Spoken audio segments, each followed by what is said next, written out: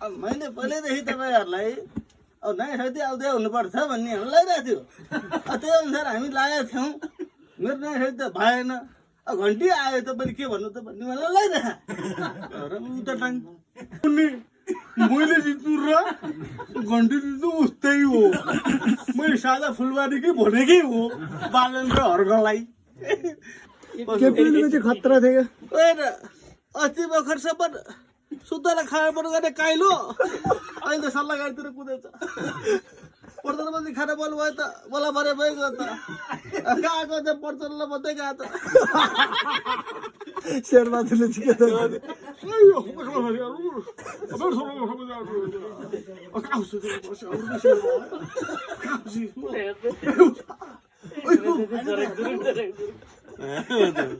बाउरे हेर्नुपर्छ भन्ने हामीलाई देखा जसरी हुन्छ त्यसमा आर्थिक क्रान्ति हुन्छ।